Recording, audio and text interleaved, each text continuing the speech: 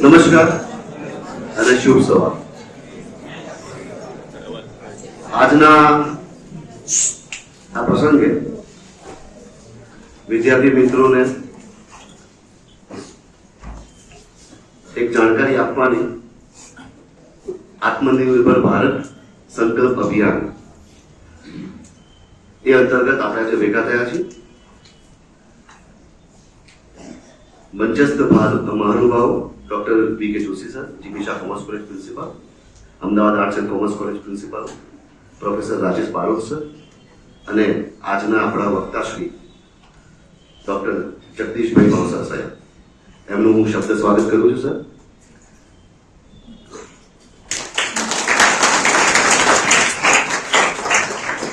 વર્ષ 2020 આપણા માનનીય વડાપ્રધાન શ્રી નરેન્દ્ર મોદી સાહેબે આત્મનિર્ભર ભારતના વિચારને વહેતો કર્યો, જેનો ઉદ્દેશ વૈશ્વિક કક્ષાએ આપણે ઉત્પાદન ક્ષેત્રમાં ભારત અગ્રેસર બને એ હતો. વોકલ ફોર લોકલ જેવા સૂત્ર સાથે એમણે આત્મનિર્ભર ભારતના કન્સેપ્ટને, એના ખ્યાલને 5 પિલર્સ સમજાવ્યા: અર્થતંત્ર, માળખાગત સુવિધા, પદ્ધતિઓ, વસ્તી વિષયક માહિતી અને માંગ. તો આવા આજના આ પ્રસંગે આપણે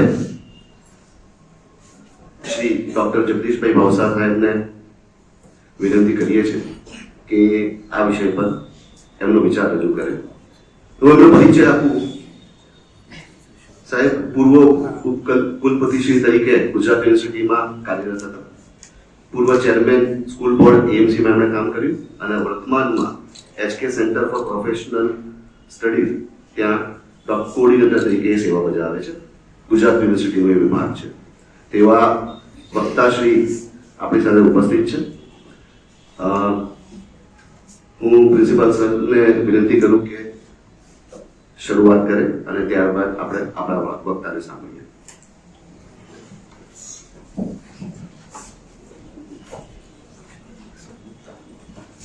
ગુડ મોર્નિંગ ફ્રેન્ડ્સ.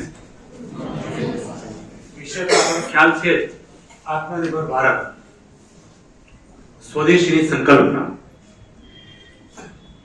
આત્મનિર્ભર ભારત એ કોઈ સરકારી કાર્યક્રમ નથી મિત્રો, અથવા સરકાર આશ્રિત કાર્યક્રમ નથી. આત્મનિર્ભર ભારતનું સ્વપ્ન ત્યારે જ સાકાર થાય કે જ્યારે જનભાગીદારી એમાં હોય, જન સહયોગ એમાં હોય. સરકાર કઈ ના કરી શકે, એ વ્યક્તિએ વિચારવાનું છે. તો આજે આત્મનિર્ભર ભારતના વ્યાખ્યાન, એ વિષય પર વ્યાખ્યાન માટે આપણી વચ્ચે જે અધિકારી શ્રી ઉપસ્થિત છે એમનો પરિચય કરાવું છું. ડોક્ટર શ્રી જગદીશભાઈ ભાવસાર સાહેબ. જગદીશભાઈ ભાવસાર સાહેબ ગુજરાત યુનિવર્સિટીમાં ઉપકુલપતિ રહી ચૂક્યા છે, ઉપકુલપતિ તરીકે સેવાઓ આપી છે. એ ઉપરાંત અમદાવાદ મ્યુનિસિપલ સ્કૂલ બોર્ડ, જે નગર શિક્ષણ સમિતિ કહેવાય છે, પ્રાથમિક અને માધ્યમિક શાળાઓ ચલાવે છે સ્કૂલ બોર્ડ, એમાં સાહેબ ચેરમેન તરીકે પણ એમણે સેવાઓ આપેલી છે. બીજેપી મીડિયા સેલમાં સ્ટેટ કન્વીનર તરીકે પણ સાહેબે સેવાઓ આપેલી છે. વર્તમાનમાં ગુજરાત યુનિવર્સિટીના HK centre for professional training એમાં કોઓર્ડિનેટર તરીકે અત્યારે સાહેબ સેવાઓ આપે છે. જગદીશભાઈ ભાવસાર સાહેબ, મને એવું લાગે કે આ વિષય ઉપર બોલવા માટે યોગ્ય વ્યક્તિ હોય તો જગદીશભાઈ ભાવસાર સાહેબ છે. કારણ કે એમનું બે વિષયમાં એમનું એમએ થયેલું છે, હિસ્ટ્રીમાં અને ઇકોનોમિક્સમાં. અને આત્મનિર્ભર ભારતની વાત કરીએ તો ત્યાં ઇકોનોમિક્સની સંકલ્પના તો આવે જ છે. આર્થિક સંકલ્પનાથી જ આત્મનિર્ભર ભારત થવાશે. તો આપણને સરકારશ્રી તરફથી વક્તાની ફાળવણી થયેલી છે. પણ એવું કહી શકાય કે જો આપણને યાદી આપી હોય કે આ વક્તાઓ છે એમાંથી તમારે પસંદ કરવાના છે, તો કદાચ મારી આંગળી ત્યાં જ અટકી જાય જગદીશભાઈ ભાવસાર સાહેબના નામ પર, કારણ કે એ યોગ્ય વ્યક્તિ છે આ વિષય ઉપર આપણી સાથે સંવાદ કરવા માટે. તો મિત્રો, આત્મનિર્ભર ભારત આપણા માનનીય પ્રધાનમંત્રીશ્રીએ 2047માં એટલે કે સ્વતંત્રતાની 100મી વર્ષગાંઠ પર વિકસિત ભારતનું એક સ્વપ્ન જોયું છે. તો એ વિકસિત ભારતનું સ્વપ્ન ત્યારે જ સિદ્ધ થાય જ્યારે આપણો દેશ આત્મનિર્ભર થાય. દેશ ત્યારે જ આત્મનિર્ભર થાય કે જ્યારે સ્વદેશીની ભાવના દરેક નાગરિકમાં જાગે, દરેક વ્યક્તિના મનમાં જાગે. વધુ વિષય પર સાહેબ પ્રકાશ પાડશે. હું ખાલી પૂર્વ ભૂમિકા કરું છું. તો આ પ્રસંગે જીવીશા કોમર્સ કોલેજ અને Ahmedabad arts and commerce college બંને સંસ્થા વતી શ્રી જગદીશભાઈ ભાવસાર સાહેબને આપણી સંસ્થામાં આવકારું છું. સાહેબે સમય આપ્યો આપણી સંસ્થા માટે, એ માટે સાહેબનો આભાર પણ વ્યક્ત કરું છું. સ્વની વાત કરીએ તો સ્વ ભાષા, સ્વ ભૂષા ખાલી આર્થિક નથી, વિચારોની પણ સ્વ છે, સ્વદેશી છે. આર્થિક તો ખરું જ, પણ સ્વ ભાષા, સ્વ ભૂષા, સ્વ ભુવન, સ્વ ભ્રમણ, વિદેશમાં ફરવા જઈએ, સાથે આપણે નોર્થ ઈસ્ટમાં પણ જઈએ, આંદામાન નિકોબાર લક્ષદ્વીપ પણ જઈએ, એ પણ જોવા જેવું છે. એટલે બધામાં આવે સ્વ ભ્રમણ, સ્વ ભાષા, સ્વ ભૂષા. તો એ પ્રકારે સ્વદેશીની કલ્પના આપણા મનમાં થાય, પ્રેરણા મળે, એના માટેનો આજનો આ વિષય છે. Thank you.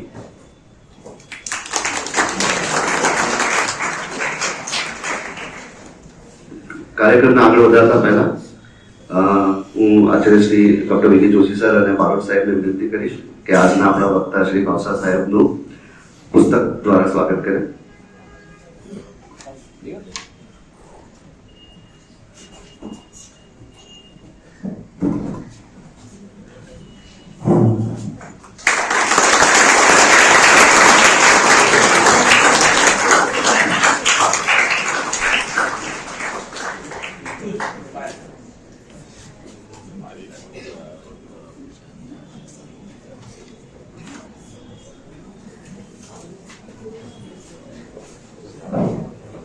અને હવે વધુ સમય ન લેતા સાહેબને વિનંતી કે આપ આપનું વક્તવ્ય શરૂ કરે.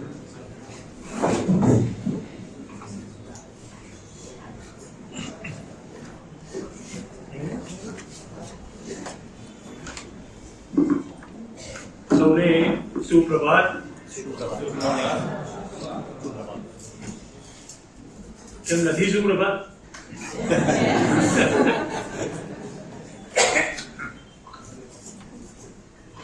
સન્માનીય જોશી સાહેબ, સન્માનીય બારોટ સાહેબ, અધ્યાપકગણ, મારા વિદ્યાર્થી ભાઈ, વિષયના સંદર્ભમાં તો તમે બધા અવગત છો. છેલ્લા કેટલાય સમયથી આ વિષય અખબારોના માધ્યમથી, ટીવીના માધ્યમથી આપણી વચ્ચે સતત ફરતો રહ્યો છે. 25 સપ્ટેમ્બર અને 25 ડિસેમ્બર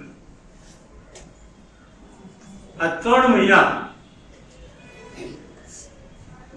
આખા દેશના અંદર અનેક સ્થાનો પર, કદાચ કહું કે હજારો સ્થાનો પર યુવાનોની વચ્ચે, કિસાનોની વચ્ચે, મહિલાઓની વચ્ચે, સેવા વસ્તીમાં અનેક જગ્યાએ આ વિષય સ્વદેશી અને આત્મનિર્ભર ભારત એ લઈને મારા જેવા અસંખ્ય લોકો એ પ્રજાની વચ્ચે ગયા છે. વસંતભાઈએ ઉલ્લેખ કર્યો કે જ્યારે આઝાદીના 100 વર્ષ આપણે ઉજવીશું, તમને બધાને ખબર હશે તો 2047 એનું લક્ષ્યાંક શું આપ્યું છે, કેવા ભારતને બનાવવાનું આપ્યું છે? વિકસિત ભારત. તો 2047 માં ભારતને વિકસિત બનાવવું હશે, તેના માર્ગો કયા? જેમ આપણે કોલેજથી છૂટીએ તો ઘરે જવાના અનેક માર્ગો હોય, એમ દેશને વિકસિત ભારત બનાવવું હોય તેના માર્ગો કયા? તે માર્ગોના અંદર સૌથી મહત્વના 2 શબ્દો છે, એ સ્વદેશી અને આત્મનિર્ભર ભારત. 25 સપ્ટેમ્બર નો દિવસ કેમ આને પ્રારંભ કરવા માટે પસંદ કરવામાં આવ્યો? 25 ડિસેમ્બર કેમ આ અભિયાનને લોકો વચ્ચે લઈ જવા માટેનો અંતિમ દિવસ? અભિયાન તો ચાલવાનું છે, પણ વ્યાપક સ્વરૂપના અંદર અભિયાનને લોકોની વચ્ચે લઈ જવા માટે પસંદ કરવામાં આવ્યો. તો 25 સપ્ટેમ્બર એ એકાત્મ માનવવાદના પ્રણેતા પંડિત દીનદયાળ ઉપાધ્યાયજીનો જન્મદિવસ છે. એને માનવને ધ્યાનમાં રાખીને આખી વિચારધારા, અનેક પ્રકારના પુસ્તકો, અનેક પ્રકારના ચિંતનાત્મક લેખો એમને આ દેશને, આ દેશની સંસ્કૃતિ, આ દેશના મૂલ્યો એને ધ્યાનમાં રાખીને આપી હતી. એ એકાત્મ માનવવાદની વિચારધારા. અને 25 ડિસેમ્બર જે આવી રહી છે, એ 25 ડિસેમ્બર એ રાષ્ટ્રભક્ત અટલ બિહારી વાજપેયીનો જન્મદિવસ. અટલ બિહારી વાજપેયી એ ભારતના વડાપ્રધાન પણ હતા. તો 25 સપ્ટેમ્બર થી 25 ડિસેમ્બર વચ્ચે આ વિષયને લોકોની વચ્ચે લઈ જવા માટેનો પ્રયાસ છે. અને એ પ્રયાસના ભાગરૂપે આજે જીબીસા કોલેજ, મને 4-5 કોલેજોનો વિકલ્પ હતો, એમાંથી મેં જીબીસા કોલેજ પસંદ કરી. કારણ કે મૂળ અમદાવાદ શહેરના અંદર પણ આના 20 વર્ષો સુધી રોકાયેલા હતા, એટલે ત્યાં જવાનું વધારે થતું. એટલે મેં કીધું આપણે જીબીસા કોલેજના અંદર જઈશું. મેં યુનિવર્સિટીમાં ઉપકુલપતિ હતો ત્યારે વૃક્ષારોપણ દરેક કોલેજના પ્રિમાઇસીસમાં જઈને 5 વૃક્ષો વાવવાનું નક્કી કર્યું. તો એનો પ્રારંભ પણ મેં જીબીસા કોલેજમાંથી કર્યો. એટલે એક કુદરતી આમ લગાવ એટલે આપણી વચ્ચે આ વિષયને મૂકવા આવ્યો છું. મેં અગાઉ કીધું એમ આત્મનિર્ભર ભારત અને સ્વદેશીનું આખું આંદોલન એ યુવાનો વગર સફળ થઈ શકે નહીં, કિસાનો વગર સફળ થઈ શકે નહીં, મહિલા શક્તિના સહયોગ વગર સફળ થઈ શકે નહીં.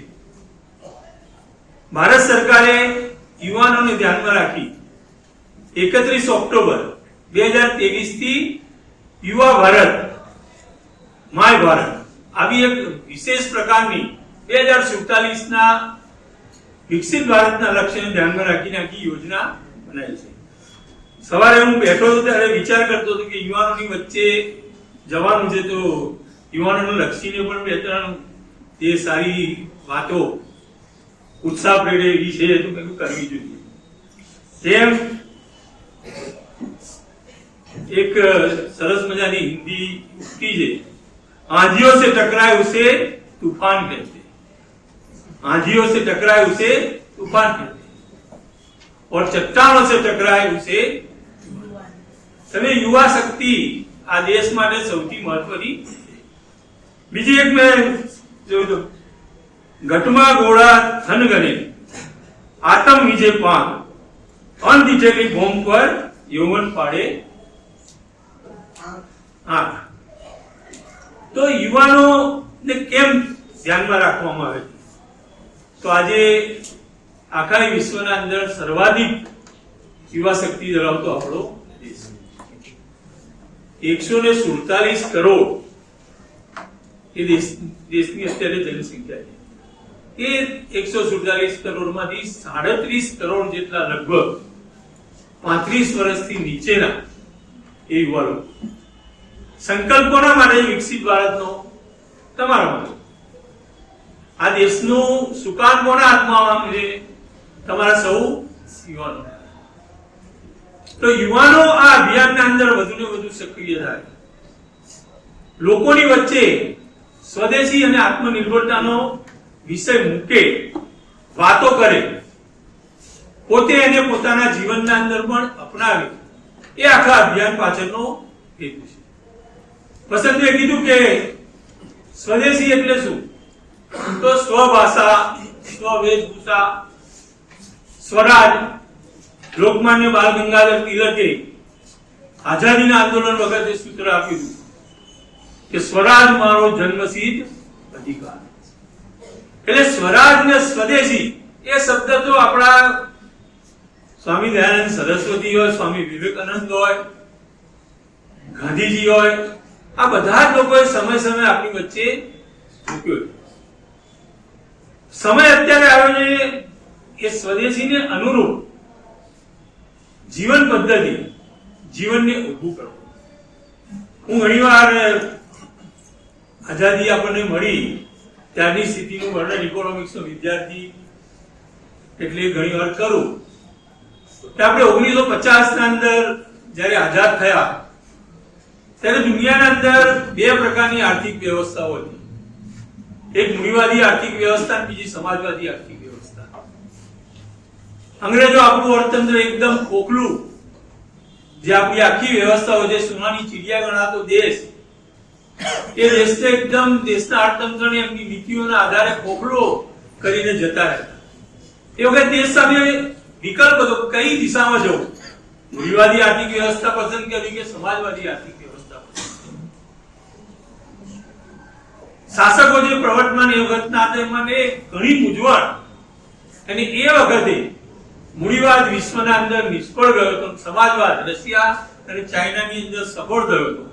એટલે આપણે સમાજવાદી ઢબની સમાજ રચના એનો સ્વીકાર કર્યો.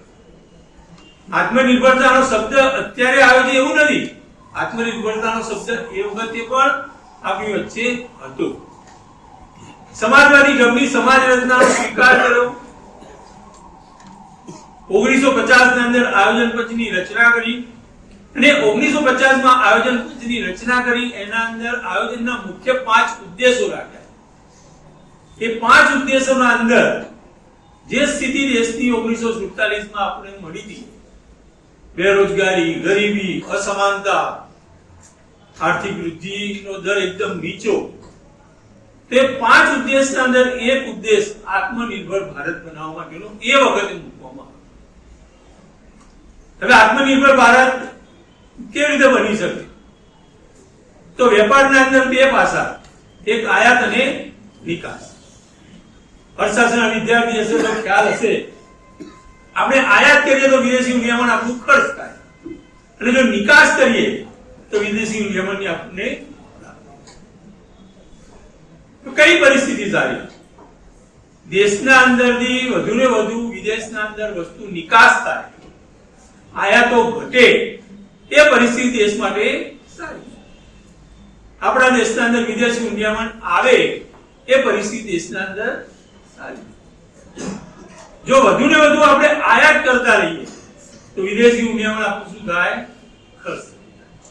એટલે એ પરિસ્થિતિનું નિર્માણ ના થાય, વધુ દેશ નિકાસ કરતો થાય, એ માટેના પગલા, એ માટેની આખી વ્યવસ્થાઓ એ આત્મનિર્ભર ભારતના આખા અભિયાનની અંદર, જેમ ઉદ્ઘોષકે કીધું કે 2020 થી શબ્દ લોકોની વચ્ચે મૂક્યો, પરંતુ 2014 ના અંદર જ્યારે નરેન્દ્રભાઈ મોદી દેશના વડાપ્રધાન બન્યા અને પ્રથમવાર લાલ કિલ્લા ઉપરથી એમને જ્યારે ભાષણ કર્યું, એ ભાષણ વખતે કેટલાક શબ્દો મથામણ તો એમની ઘણા ટાઈમથી મગજના અંદર ચાલતી હતી, પણ એ વખતે કેટલાક શબ્દો એમને દેશ સમક્ષ મૂક્યા હતા.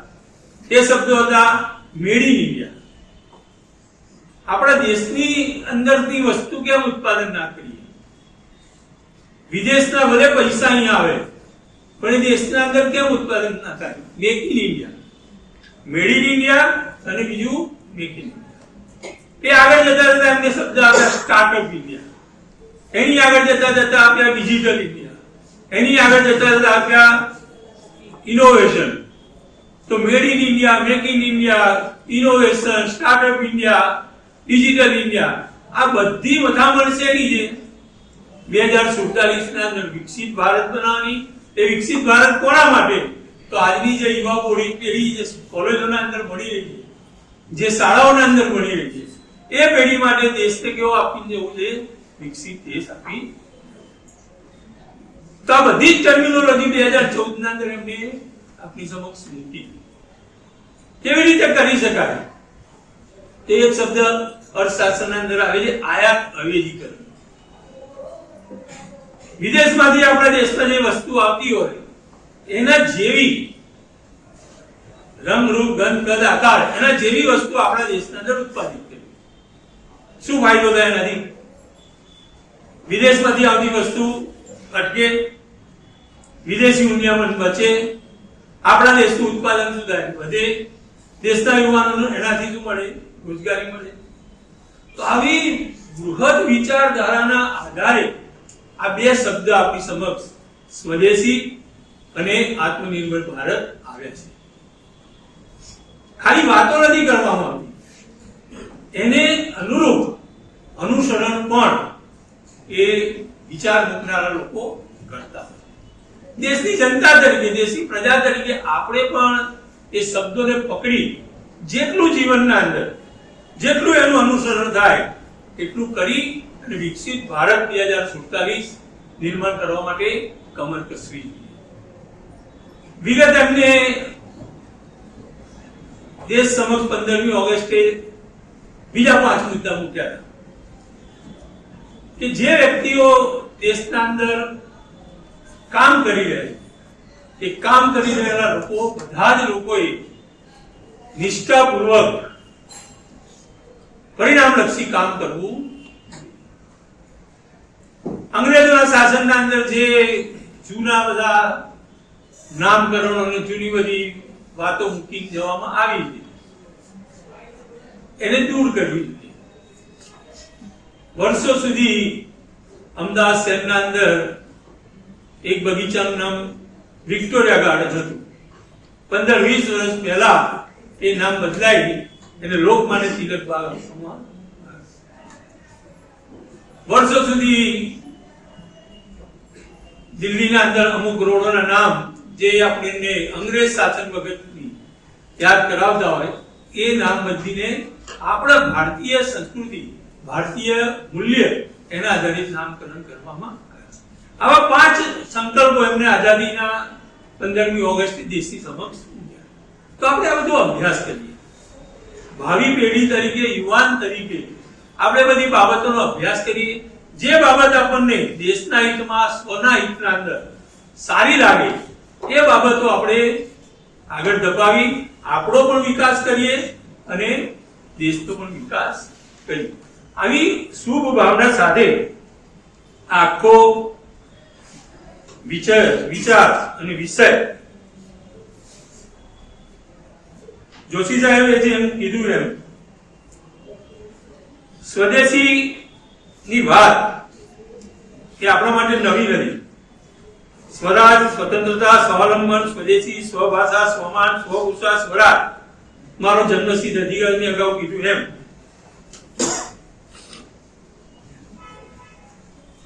બીજું આ સ્વ અને સ્વદેશ એ ભારતનું અભિયાન છે. આ રાજકારણનો નહીં પરંતુ રાજકારણનો વિષય છે. વ્યક્તિના ઉદયથી રાષ્ટ્રોદયનો વિષય છે.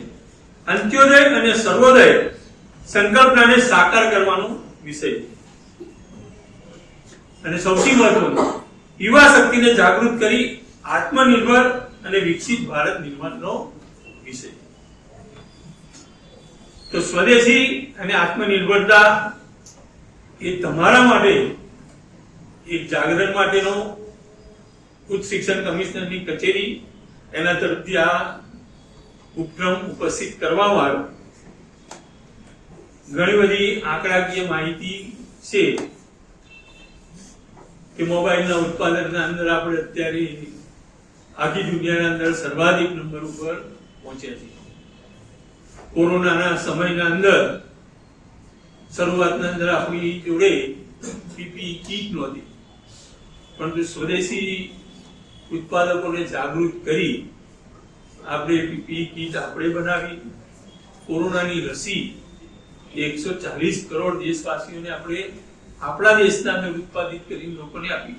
આવા અનેક વિકાસના માઇલસ્ટોન અનેક છે. વિશ્વની સૌથી ઊંચી સ્ટેચ્યુ ઓફ યુનિટીની પ્રતિમા એ આપણા ગુજરાતના અંદર બની. સાંસ્કૃતિક મૂલ્યોની રક્ષા કરવા, ધારો કે અંબાજી હોય કે સોમનાથ હોય, તો આવા અનેક આપણને દેખાય એક સુગ્ન યુવા તરીકે આપણે બધું જોઈ શકીએ. એ જોઈને ખરેખર આ અભિયાન એ તમારા માટે કે મારા માટે છે, એની સાથે તમને જોડો. જોડીને પછી એ મુજબ તમે સ્વદેશીના પ્રસારના અંદર, આત્મનિર્ભર ભારતના અભિયાનના અંદર તમે બધા લાગો. એ આખા આ અભિયાનનો હેતુ છે. બહુ લાંબુ સાંભળવાની તમારા બધાની ટેવ ના હોય તો હું સમજી શકું છું. તમે લેક્ચર અહીંયા ભરવા આવજો એ ખૂબ જ આનંદનો વિષય છે મારા માટે. પરંતુ મિત્રો, આવા અભિયાન જે હોય એ અભિયાનના અંદર આપણે યથાયોગ્ય સહયોગ કરીએ. પહેલા ગામડા જે હતા એ દરેક ગામડાના અંદર આપણા ભારતના ગામડાની રચના તમે જુઓ તે એટલી અદ્ભુત રચના આપણા ગામડાઓની હતી. અત્યારે થોડી એ લુપ્ત થઈ ગઈ. દરેક ગામના અંદર એક સરસ મજાનું બજાર હોય, એને બજાર ચોક તરીકે આપણે ઓળખીએ. ત્યાં કદાચ ટાવર હોય તો એને ટાવર ચોક તરીકે પણ ઓળખીએ. એટલે તમામ પ્રકારની વસ્તુ ત્યાં આગળ આપણને ઉપલબ્ધ થતી હતી. આપણે ત્યાંથી ખરીદતા હતા. એ ક્રમ ઘડિયાળને ઊંધી ફેરવવાનો ક્રમ અત્યારે દેશની આવશ્યકતા છે. કારણ કે ટેરિફનો ટેરર તમે જોઈ શકો છો. દેશની દુનિયાની એક નંબરની જે શક્તિ હતી એ એક નંબરની શક્તિ પણ અત્યારે ડામાડોળ થઈ ગઈ. ત્યાં પણ ઇકોનોમિક ક્રાઇસિસ ઉભા થઈ છે. ત્યાં પણ મૂંઝવણો વધી રહી. એ વખતે આપણો ભવ્ય દેશ 147 કરોડ. હવે દુનિયાનો કોઈ દેશ આપણને બજાર તરીકે ના જોવે. દુનિયાનો કોઈ દેશ આપણને બજાર તરીકે ના જોવે એ નિર્માણ કરવાની શક્તિ તમારા અંદર છે. આપણું પેલું ગીત છે, ધરતી કી શાન તુજે પ્રભુ કી સંતાન, તેરી મુઠ્ઠીઓ में बंद तूफान है, मनुष्य तू बड़ा एक अकेला थक जाएगा, मिलकर बोझ उठाना, साथी हाथ बढ़ाना. આપણે નસીબદાર છે કે ગુજરાતના આ એક સપૂત આજે દુનિયાની અંદર દેશનું ગૌરવ વધારવા માટે, એમનું વ્યક્તિગત ગૌરવ વધે ગૌણ બાબત છે, પરંતુ દેશનું ગૌરવ વધારવા માટે, દેશને પરમ વૈભવના સ્થાન ઉપર પહોંચાડવા માટે સતત રાત દિવસ મહેનત તેઓ શી કરી રહ્યા. હું જ્યારે કર્મ ઉપર લખું ઘણી વાર મારા આર્ટિકલના અંદર તો 3 લોકોને સાંભળું. સ્વામી વિવેકાનંદ, જેનો 12મી તારીખે જન્મદિવસ આવી રહ્યો છે, યુવાનોના પ્રેરણા સ્ત્રોત કહેવાય. એમને પણ એમના તમામ પુસ્તકો જુઓ, તેમને દરેક પુસ્તકના દરેક પાના ઉપર કર્મની વાત કરી. શ્રી કૃષ્ણ ભગવાન હમણાં જ ગીતા જયંતિ ગઈ, તો ગીતા જયંતિના અંદર પણ કર્મનો મહિમા કરતી વાત ગીતાના તમામ પુસ્તક પાર્થને કીધું તું તારું કર્મ કર. અને ત્રીજા નરેન્દ્રભાઈ મોદી વાત કરીને છૂટી નથી જતા. તમે 3 દિવસના અંદર જોર્ડન, ઇથોપિયા, થાઈલેન્ડ આવા બધા દેશોને 3 દિવસમાં ફરી પાછા 14 દિવસે તો અહીંયા કામના અંદર લાગી ગયા. તો આ બધા પાત્રો એ આપણા માટે શું થવા જોઈએ? પ્રેરણા બનવા જોઈએ. આપણે શું પકડવાનું છે? કર્મ. આ જે સમય જે છે એ સમય પછી તમારા જીવનમાં આવવાનો નથી. કોલેજમાં આવવાનું, લેક્ચર ભરવાના, લાઇબ્રેરીનો ઉપયોગ કરવાનો, આ બધું તમારે કરવું જોઈએ. દેશ અને દુનિયામાં અત્યારે તમે તૈયાર થશે હવે તમારું, એના ઉપર તમારી ઇમારત બનવાની છે. તો કર્મ માટે 3 વ્યક્તિઓ હંમેશા એ કરવું. તમે બધા પણ કર્મ ઉપર ભાર આપો. અભ્યાસ કરો તો અભ્યાસના અંદર અવ્વલ નંબરે કેમ અવાય એના ઉપર ધ્યાન આપો. અને આ શબ્દ પકડી સ્વદેશી, આત્મનિર્ભર ભારત અને વિકસિત ભારત એના અભિયાનના અંદર જોડાઓ. ચોક્કસ જે અભિયાન પ્રારંભ થયું એ અભિયાન દેશના અંદર સફળ થશે. 2047ના અંદર આપણે વિકસિત રાષ્ટ્ર તરીકે દુનિયાના અંદર પ્રથમ નંબરે રહીશું. પણ એ રહીશું ક્યારે? તમારા બધાની શક્તિ લાગશે ત્યારે. મેં અગાઉ કીધું, મિલે સુર મેરા તુમારા તો સુર બને અમારા. તમે બધા જોડાઓ એ જ વિનંતી. સ્વદેશી સૂત્ર મૂકેલું છે, ઘર ઘર સ્વદેશી, ઘર ઘર સ્વદેશી. એમ જેટલું બને એટલું જીવનના અંદર લોકલ વસ્તુનો આપણે ઉપયોગ કરતા થઈએ. મેં હમણાં એને અનુરૂપ કાર્ય જ કર્યું. દિવાળીના તહેવારોની અંદર મેં 2000 કોડિયા લોકોને વિતરણ કરવાનું કામ કર્યું. તો ઇમ્પ્લિમેન્ટ આ જે નાની બાબતોમાં ઇમ્પ્લિમેન્ટ કરીએ તો ધીરે ધીરે જે આપણે કરશું, પેલું કહેવત છે ને, ટીપે ટીપે સરોવર ભરે અને કાંકરે કાંકરે પાણી. એમ નાના સહયોગથી પણ દેશ મહાન છે અને દેશ મહાન બનશે. અપેક્ષા એ છે બધા આની અંદર જોડાય. વંદે માતરમ. ભારત માતા કી જય.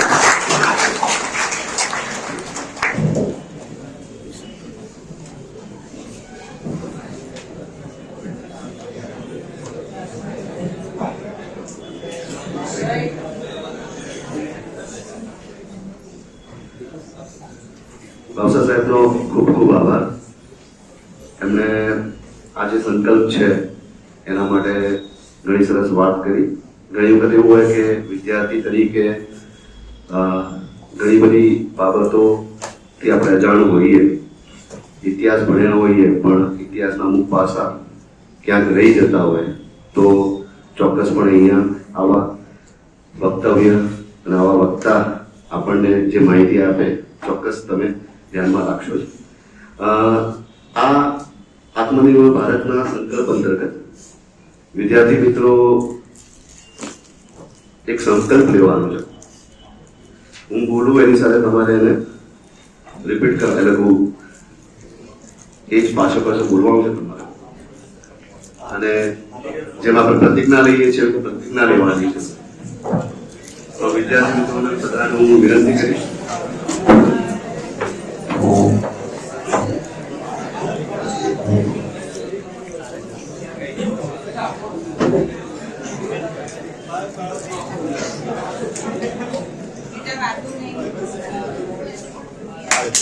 દરેક વિદ્યાર્થી મિત્રો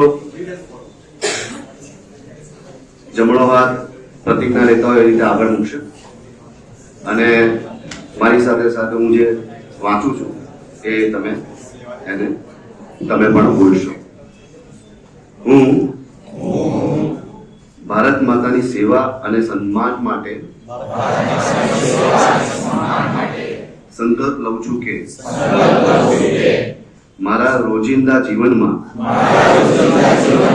હું વધુમાં વધુ ભારતીય વસ્તુઓનો ઉપયોગ કરીશ અને આયાતી વસ્તુઓની જગ્યાએ સ્વદેશી અપનાવીશ. ઘર, કાર્યસ્થળ અને સમાજમાં ભારતીય ઉત્પાદનોને પ્રાથમિકતા આપીશ તેમજ ગામ, ખેડૂત તથા કારીગરોનો સમર્થન આપીને સ્થાનિક ઉદ્યોગને પ્રોત્સાહન આપીશ. યુવાનો અને બાળકોને સ્વદેશી અપનાવવા માટે પ્રેરિત કરીને નવી પેઢી સુધી સ્વદેશીનું મહત્વ પહોંચાડીશ. પારિવારિક અને સામાજિક જીવનમાં ભારતીય ભાષાઓનો પ્રયોગ કરીશ. પર્યાવરણ પ્રત્યે સજાગ રહીને સ્વદેશી અને પ્રકૃતિને અનુકૂળ હોય તેવી વસ્તુઓનો ઉપયોગ કરીશ અને દેશના પર્યટન સ્થળોને પ્રાથમિકતા આપીશ. હર ઘર સ્વદેશી, ઘર ઘર સ્વદેશી.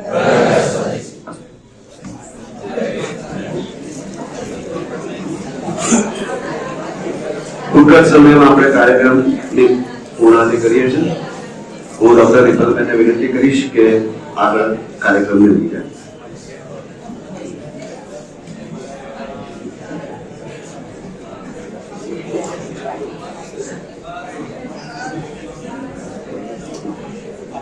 આત્મનિર્ભર ભારત. જ્યારે આજે આખો દેશ એક નવું સપનું અને સંકલ્પ લઈને આગળ જઈ રહ્યો છે ત્યારે આત્મનિર્ભરતા એ માત્ર વ્યક્તિની પોતાની નહીં પરંતુ સમગ્ર દેશની પ્રગતિની જવાબદારી કરવાની છે. એના માટે જેમ કબીર સરે કીધું કે વોકલ ફોર લોકલ એ આપણે સ્વીકારવું જ પડશે અને અપનાવવું પડશે. આજના કાર્યક્રમના આપણા મુખ્ય વક્તા ગુજરાત યુનિવર્સિટીના પૂર્વ ઉપકુલપતિ શ્રી ડોક્ટર જગદીશભાઈ ભાવસર સર.